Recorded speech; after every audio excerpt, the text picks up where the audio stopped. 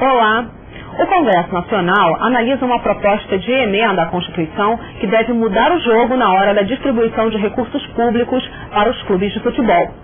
Há diferenças na repartição de verbas entre clubes da mesma divisão.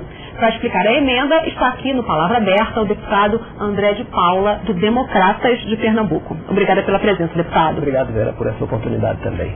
Deputado, que cenário que existe hoje nessa distribuição de recursos que se faz necessário uma reorganização nessa distribuição dessas verbas? Ao meu ver, há pouca clareza, há pouca transparência e eu fiz questão de focar essa minha preocupação no que diz respeito a recursos públicos, que são normalmente oriundos tanto da transmissão, que é tocada pela televisão ou pelo rádio, que são, como nós sabemos, concessões públicas, quanto verbas que vêm de empresas estatais, por exemplo, a Petrobras, a Eletrobras, a Chesf, que muitas vezes apoiam apenas um clube, mas que não são consideradas do ponto de vista coletivo. Eu acho que isso gera uma distorção muito grande, perversa até, que é ver como, por exemplo, no meu estado eu vi alguns clubes que com muito esforço, com enorme competência até de gestão administrativa do clube, ascenderam à primeira divisão e depois, em função dessas distorções que são muito grandes entre os clubes que estão na elite da elite do futebol nacional, que são os clubes chamados de Clube dos 13, é um grupo que originalmente surgiu com 13 clubes e hoje é integrado por 20 clubes. Em função dessa distorção, os clubes que conseguem o intento de subir à primeira divisão, quase que sempre, estatisticamente, estão fadados a voltar à segunda divisão no ano seguinte. Hoje o campeonato tem pouca equidade, além dessa transparência que eu cobro, e, portanto, há uma certa injustiça. Para você ter uma ideia, Vera, no Clube dos 13 nós temos 20 clubes. 5 deles recebem hoje 20 milhões de reais. 5 deles recebem hoje 18 milhões de reais. 10, 12 milhões de reais. Se um clube estiver fora do Clube dos 13, ele recebe no início do campeonato 3 milhões de reais por mês. Ou seja, o clube que se classificou para o campeonato nacional na primeira divisão no ano passado, passa todo esse período em que ele deveria ter um tipo de apoio em função do êxito que ele conseguiu, passa todo esse período com dificuldades até para manter o time que ele conseguiu formar para chegar à próxima divisão. A minha preocupação foi estabelecer um parâmetro que olhasse apenas o horizonte dos recursos públicos, porque eu não quero deixar de considerar, Vera, a possibilidade que eu acho correta que as associações, as confederações, as federações tenham o seu livre-arbítrio para estabelecer ranking próprios, que levem em conta, por exemplo, o tempo de existência do clube, que levem em conta, por exemplo, a torcida do clube, a história do clube.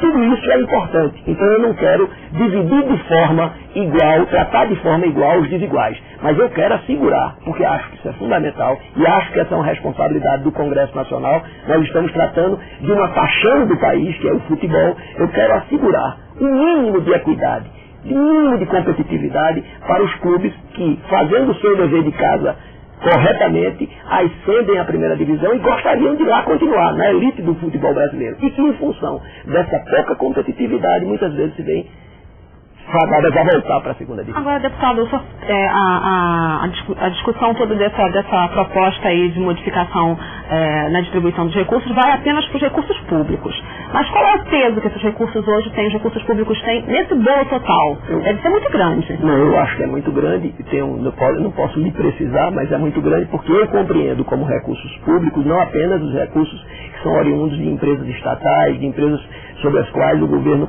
tem o controle, mas também os recursos que vêm, e essa é sem dúvida nenhuma, e a tendência é mundial, é uma fatia muito representativa desses recursos. Há muito tempo que a bilheteria em si deixou de ser a maior fonte de arrecadação dos jogos de futebol. Hoje, a transmissão da televisão, a transmissão dos jogos, ela passa a ser, pelo menos essa é a minha percepção, é uma fonte muito expressiva de recursos. É por isso que ainda em relação a esses recursos públicos, a minha ideia é de que nós não tenhamos critérios que enrijeçam, ou seja, que impossibilitem levar em conta aqueles aspectos que eu já disse aqui.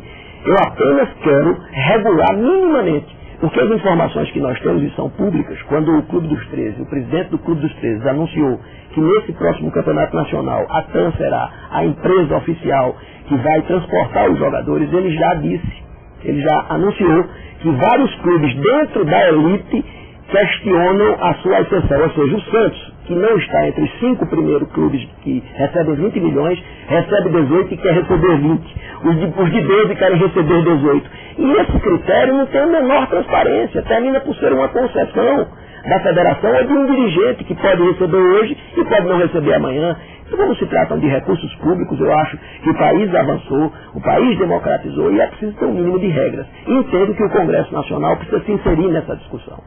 A CBF, a Confederação Brasileira de Futebol, é que estaria aí gerindo e distribuindo essas regras para... Na realidade, não é nem a CBF, é o Clube dos 13.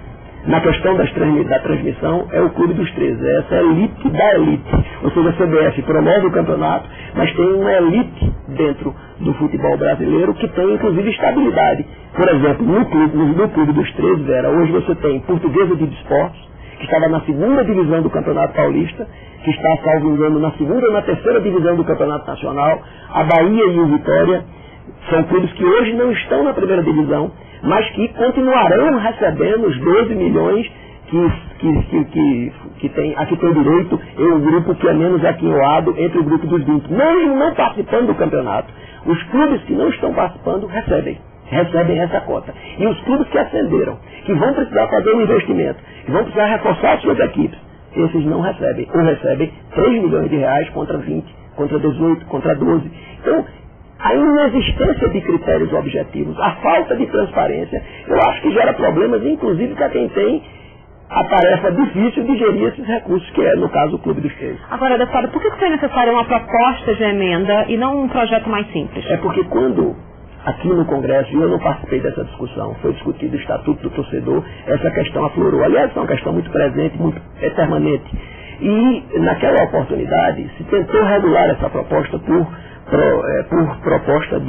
projeto de lei. Só que aí se esbarrava nisso que a Constituição assegura, que é o direito de que todas as associações, as confederações, as federações, elas tenham autonomia para gerir os seus campeonatos, os seus rankings.